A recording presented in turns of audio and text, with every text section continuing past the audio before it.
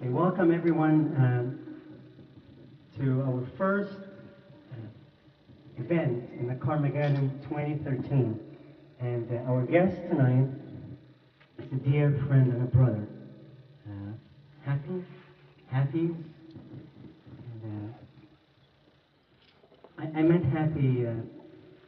I've known him over the internet and from different events, but I've actually got to. Late last year, we got together and we had lunch, we had a talk, we had a walk, we sat on the beach for a while, and we get to share from the heart, we get to sing together. And I really got to know him. And I also got to know him on a personal level as a friend. The way I shared things with him and the way he shared things with me. And I saw how he treats other people, and I saw what he does in the community.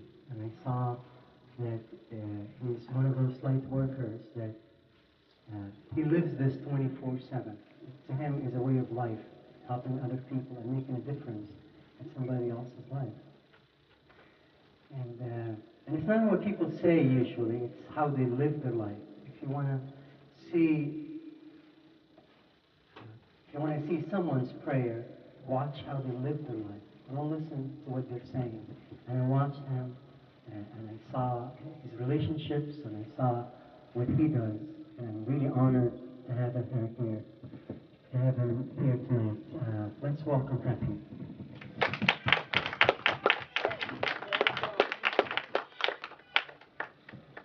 So this is about you. This is to honor you. I would like you to know that. Okay? And there's a lot of things that people can find out, especially nowadays with the social networking. You can Google someone's name, you can look here and there, and you can get some information on them, or you can read their profile on Facebook or on LinkedIn. But what I really want to know, and I want to share this with everybody here, with everyone else here, is I want to know a lot about you personally. So we're going to talk about you today. The first question I'm going to ask you.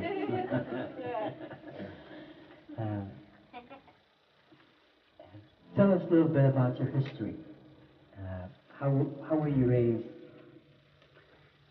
Who were the people that were most important to you?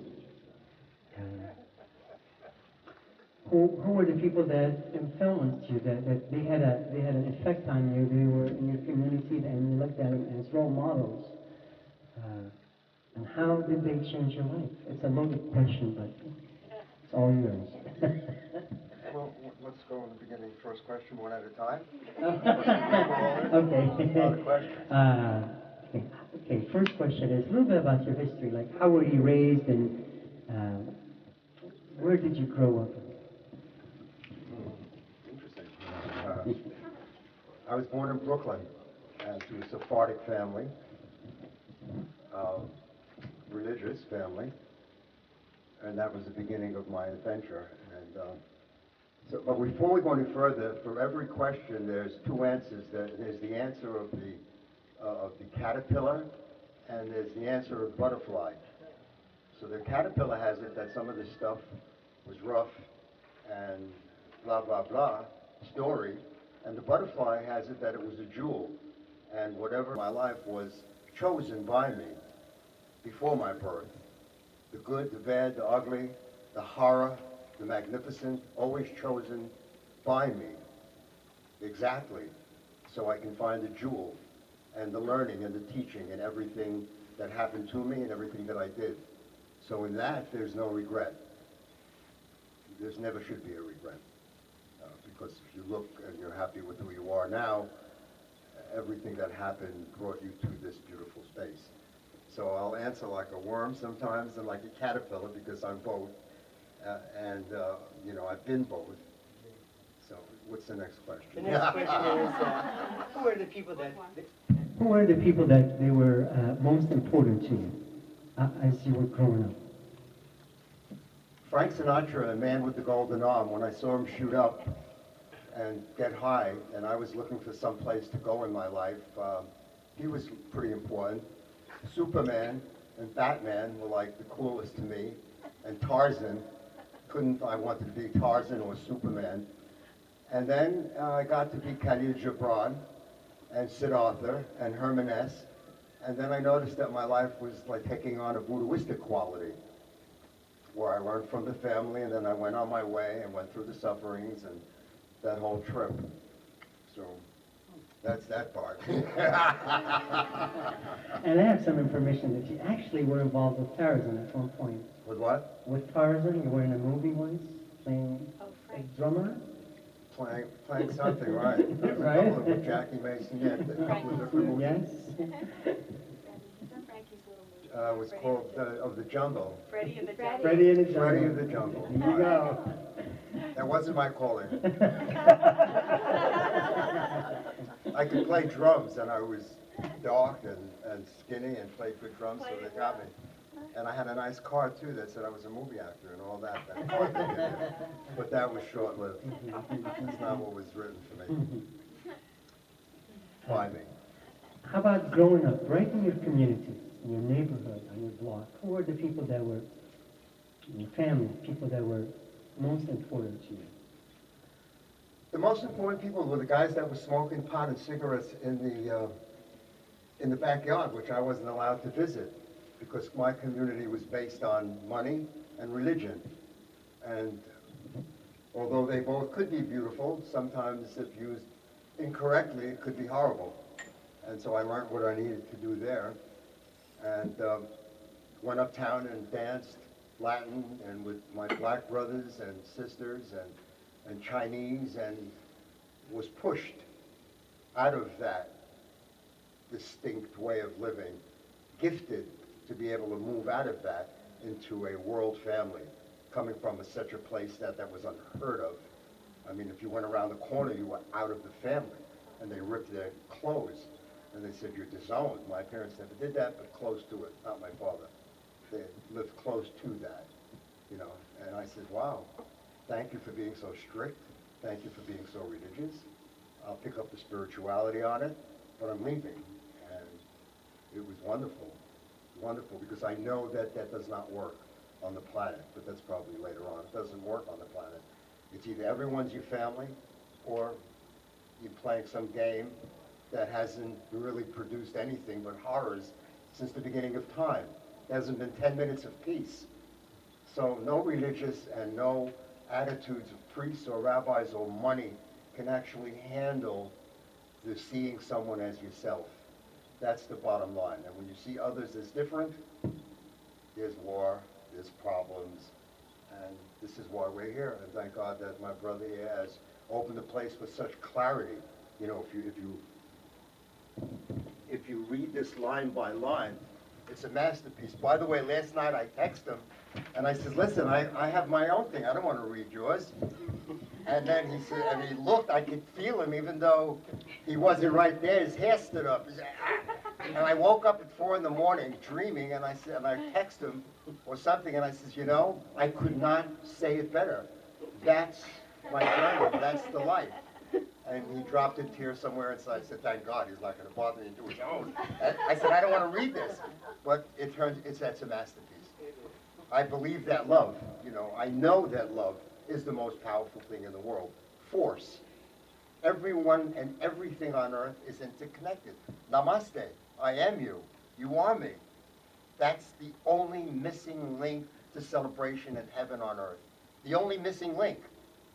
That you see me different than you, that I'm not your family, that you don't see me as you. And it's funny because the Bible say, love your neighbor as thyself.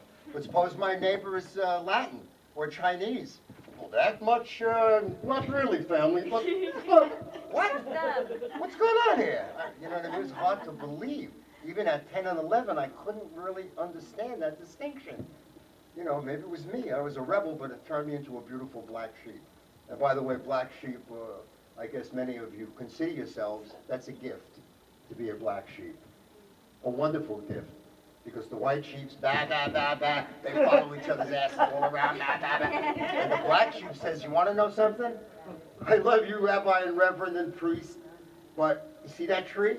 I gotta go to that tree, gotta play my flute under there, and you'll go to hell, you'll be damned, you have to stay. I'm sorry, and if you're really not a black sheep, if you haven't been reborn into that spirit yet, you'll go back in line and bah, bah, bah, bah. But if you don't, you'll find yourself. That's what the hero is, the one that takes that road, that journey. That's the journey of the hero.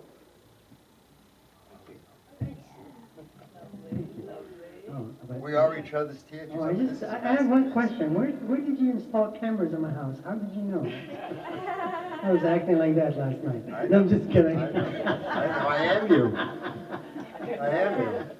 You know, when you have that sense of namaste, you become sensitive that you know when a mosquito landed on your hair. So how could you not know that somebody, you slammed the door on them, or you hung up, or you did something that was left a little bit of a shadowy unclarity about it. And if you don't clear it up, well, it shows up again. So that's the name of the game. Look in the mirror and clean up that one person. Me. Okay, so, as a child, As a child, what did you want to do when you grew up? And I didn't grow up yet. I'm still a child. I'm still a child, thank God. I guess I wanted to do. You mean what did I want to do when I grew up? Yeah. As a child, what was like your dreams, your hopes, your vision of growing up? What did you want to be like? Because we all as kids, like we had like different visions, and when I grow up, I want to do this, I want to be like that. I wanted to be like James Dean, Harry Belafonte, Sidney Poitier. I also wanted to be like Gene Krupa and Kennedy and Gandhi. And I'll tell you the truth, now that I'm me, if I knew me then, I would want to be me. And ended up the way I am with Jenny and all the teachers around me. That's how I'd want to end up. And I did, thanks God. All right. So when did you realize that you want to be of service to others? When did you first start realizing that, I want to make a difference in this world? How old were you? I think I was 11 years old when I walked into my parents' bedroom with Khalil Gibran's book on children and the prophet, and started reading to them that I'm not their child, that I came through them, not from them, and they can't contain my body or my mind, because that lives tomorrow. And I was 11 years old, and I really knew what I was reading. They looked at me and they said, what are they going to tell me? You are ours. You have to do what we say. We are. And that just wasn't going to work. So I, did drugs and heroin for years and pills and everything known to man. And that wasn't it either for me, thank God. I mean, it was then, but it didn't bring me to where I wanted to be. What was that question again? Yeah, how about now? What does your family think of what you do right now? You want to know something? It's been 50 years of sometimes pushing, sometimes tugging, sometimes crying, sometimes fighting, sometimes begging and pleading, won't you see me? And now, I thank God that they have moved increments. My mother has moved increments. My father always knew who I was and allowed me that freedom and honored that which was in me, because he had it. A poet and a music man and a businessman and a lover of art and a lover of people and a lover of helping others. So, like that.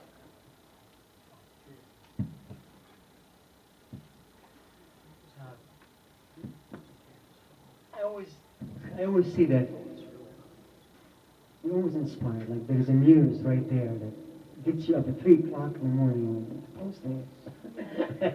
and 10 minutes later, more stuff that comes out. What inspires you?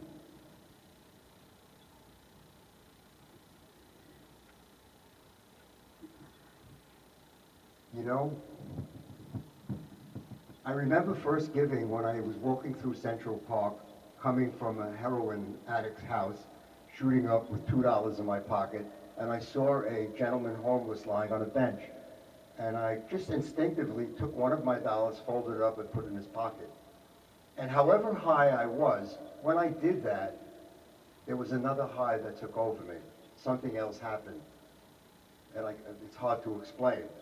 But now I know that I was given to me, that I was that man. And when I went in my pocket that day, that I would find that and I would say, my dear God, thank you. And who would be the God who would send the angel? That's you who does that. So that's when I had that sense. And when I was 11 and 10 and 9, they called me a little old man. Because, not that I was serious and sober, but my way of life was not, my way of speaking and thinking was of a Sufi-ish, HappyZ-ish, Gibranish nature. You know what I mean? It just came out of me, so I danced with it. It felt good. It was good for me. And in sharing it, it was more empowering to others and self.